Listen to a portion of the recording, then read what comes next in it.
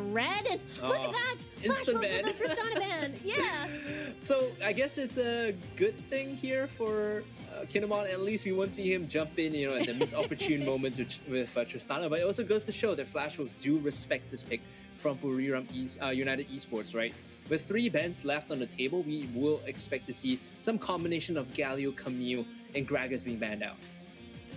And that Seraphine ban as well. Are they looking into targeting any synergy with the Olaf? I mean, usually you pair that up as well with the Oriana, which open things up. But Flash Wolves now removing the Galio, and this could be, what, a Ziggs ban perhaps? If they ban out the Ziggs, this leaves Lee Sin, Camille, and Gragas open, but Buriram here, yeah, they're going to go for the Camille instead, and this might open Flash Wolves for Ziggs instead. The Ziggs has been a pick that, you know, hasn't been... I would say you need to know how to play around it. You need to know how to build your items into the Ziggs PowerPoint. Going for something like Ludens into Cerberus is not ideal. Ludens into maybe a Death Cap and then throwing your bombs forward is probably the best play here, as we see Buriram instantly snap pick the Zaya Rakan. I love this so much. I think it's one of the best bot lane duos right now, or Dragon lane duos right now, just because you get so much lane priority early on. And if you decide to vertical jungle and split the map, wherever this duo goes to, they're always going to have the ability to push out. Yeah, so I'm curious what they want to pair this up, what aggressive jungler they can pair this up with. You mentioned the Lee Sin. I think that could be a potential opening for them. But in the meantime, the Alistar will be picked up for the side of Flash Wolves and as well as Kaisa. So you mentioned how, you know, Buriram United is able to get their opportunity, or priority rather.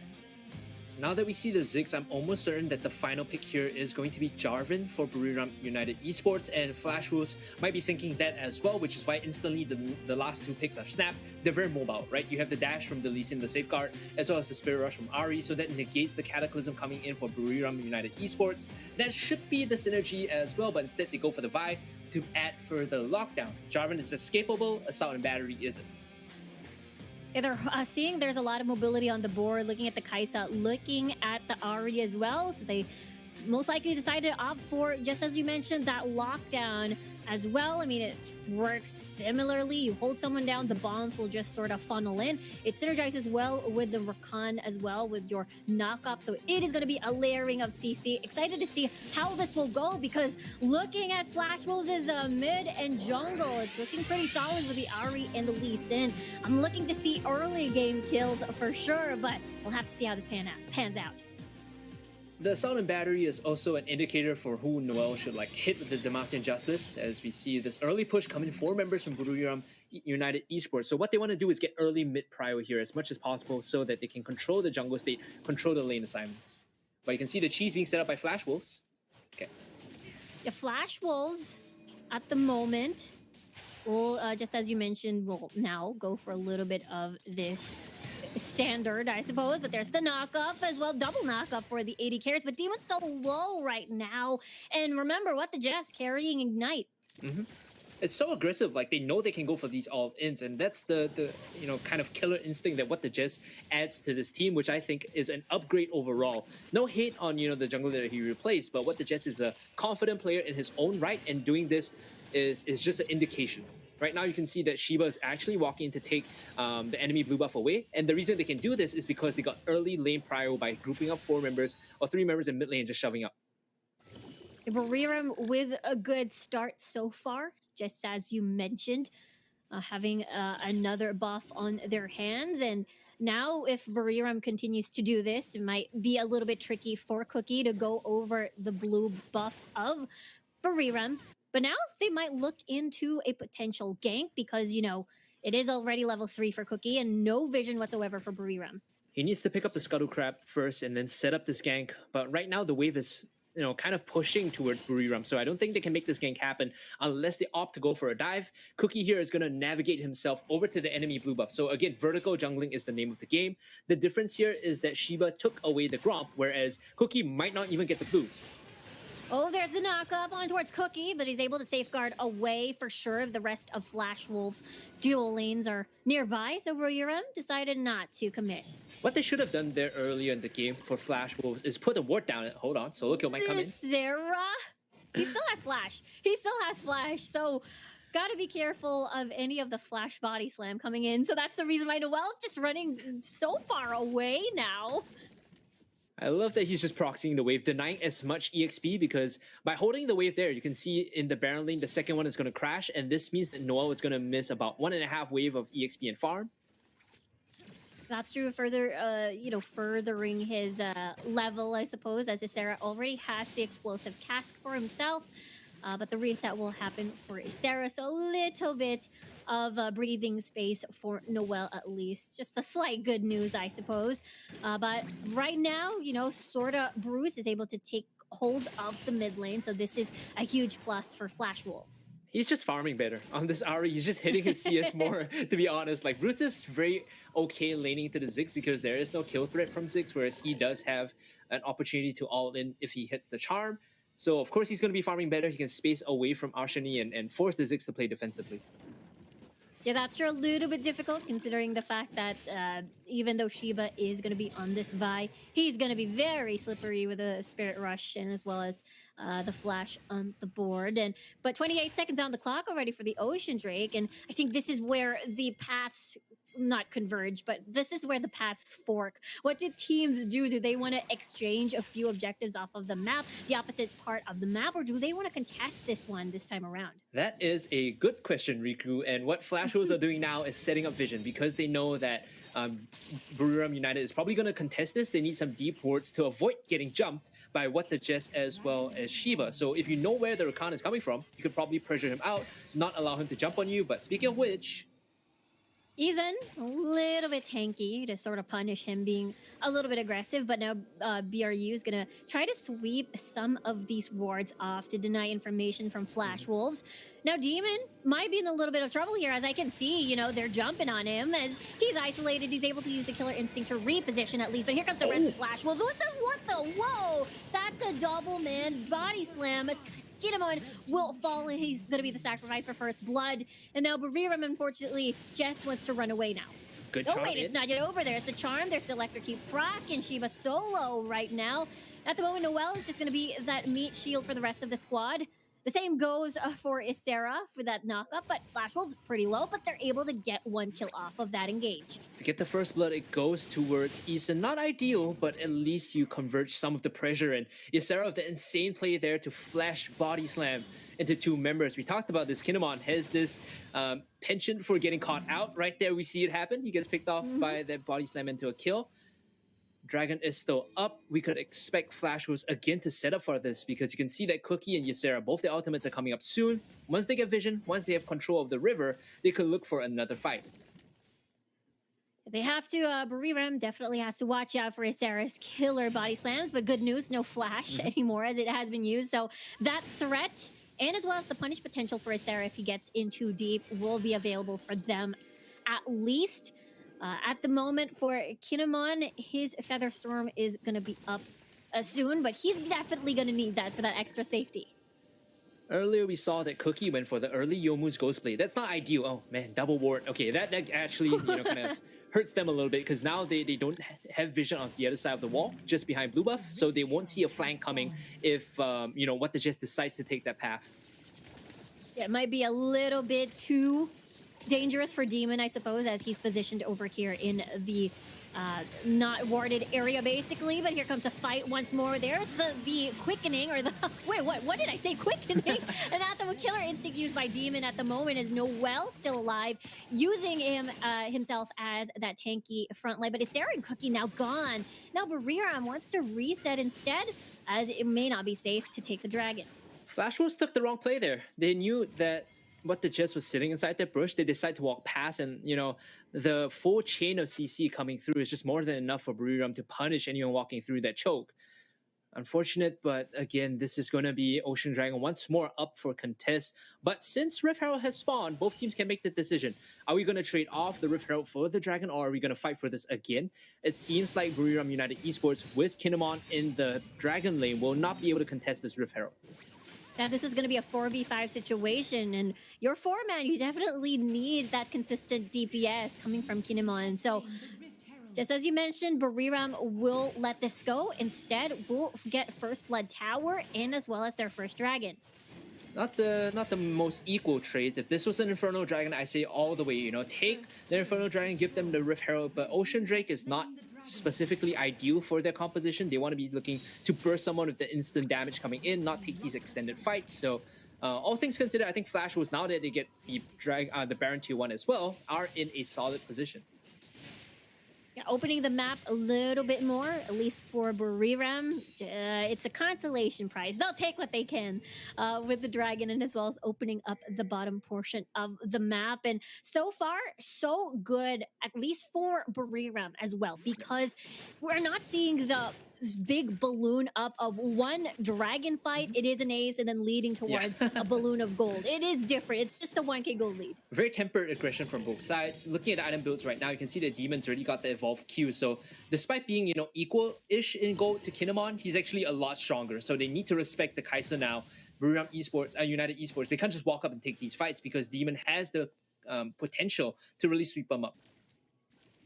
There has been no threat whatsoever so far. I don't think I've seen Demon. Here's a lockdown on Noel, though, but I don't think anything will happen too much as he's very tanky. But now he's half HP on towards this potential counter siege. What the Jazz will greet Cookie, but he's just going to fly away towards Kinemon over there. But nothing will happen as Buriram will just destroy this Rift Herald. Rift Herald forced the mid, makes Buriram United Esports rotate down to defend it. And of course, Bruce is here.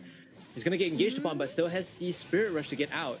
Yeah, there's the quickness. Bruce is so low at the moment with the Spirit Rush, just as you mentioned, just for that out. Cookie will just use the Dragon's Rage for additional safety.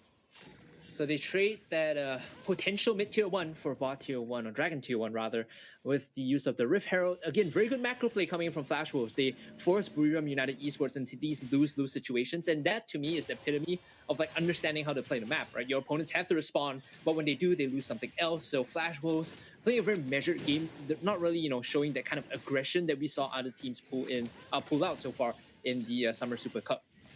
Yeah, 100%. I mean, even though it's not like super obvious, 1k gold lead, but the calls and the movements around the map by Flash Wolves is a very, very clear win so far in the first 10 minutes of the game. Now, Buriram looking to set up a death brush, perhaps. Maybe finding someone from Flash Wolves, a little bit isolated, maybe walking towards the dangerous path of that river, but didn't catch anyone. Both teams like just defaulting to an ARAM, which I hate to see, like especially in Wild Rift when you can get the teleport enchant. This is not the play. Like sitting in mid and just trying to siege against, you know, Ziggs or RE wave clear is not the play, right? I would prefer if teams go for the TP enchant, especially now because Noah hasn't bought anything just yet. He could pick that up and play the side lane, you know, force the map open a little bit more, force Flash Wolves to respond to the side lane pressure. Yeah, Buriram wanting to do their best defending this mid lane as it is definitely close to falling. Especially, you know, one fight loss will just open the map even more in favor of Flash Wolves. So I guess for Buriram, that is the reason why they're very careful. They want to keep slowing this pace off away from Flash Wolves. We're approaching the 11-minute mark. Gold is still slightly in favor of Flash Wolves. I say slightly, it's about 2k. All in all, about 5% lead for the Taiwanese seed. So 20 seconds on this Inferno. Both teams will want this, Riku. They will fight and die for it because of the buff it provides. It's so valuable for both teams, just the additional damage. It's 8% if I remember correctly. The numbers are there. Oh, hold on. Good kick in. What the kick, Cookie into the charm? Are you insane? As they catch out Shiba in his own jungle, but no jungler now for this Infernal Drake.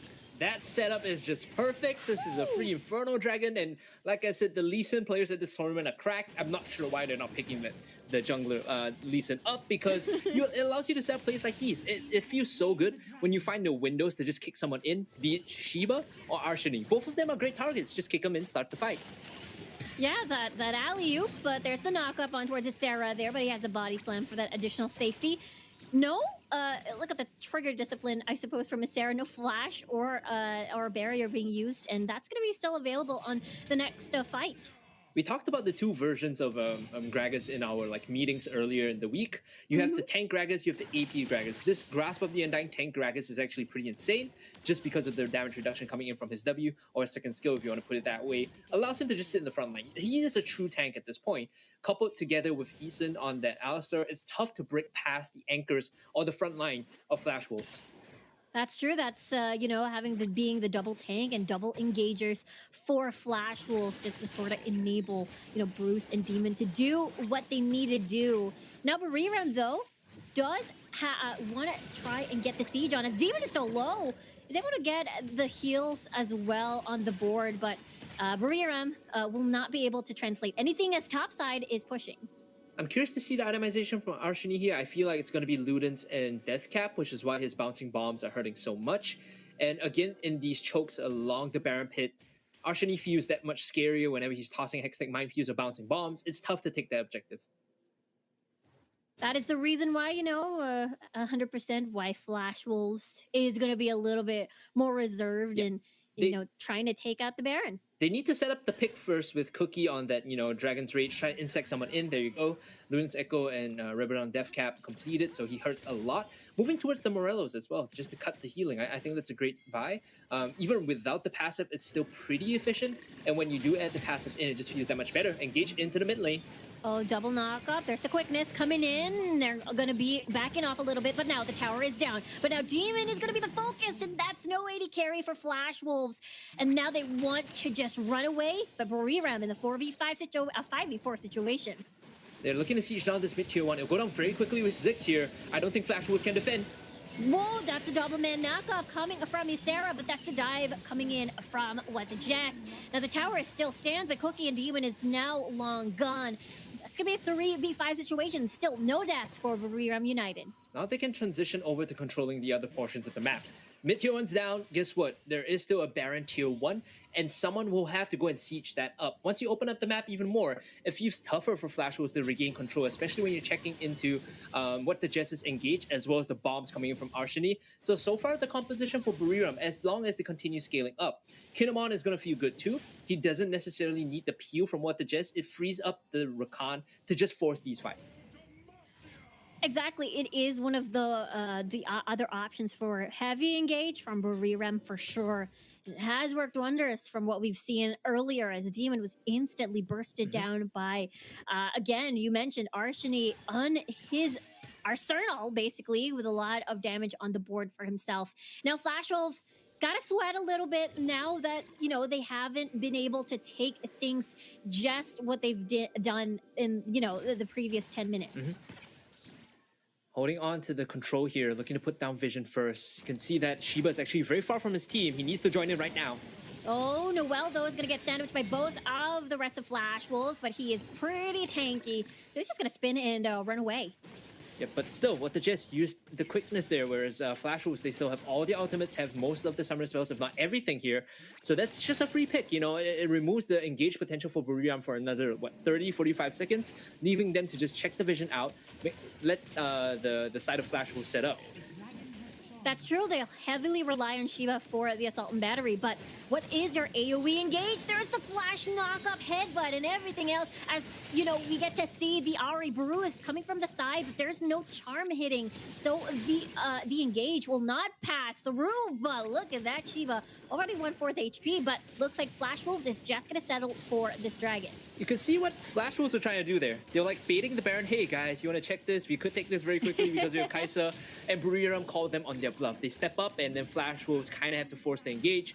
At least they get the Cloud Dragon. It wasn't a full waste of ultimates in the mid lane when they chased down.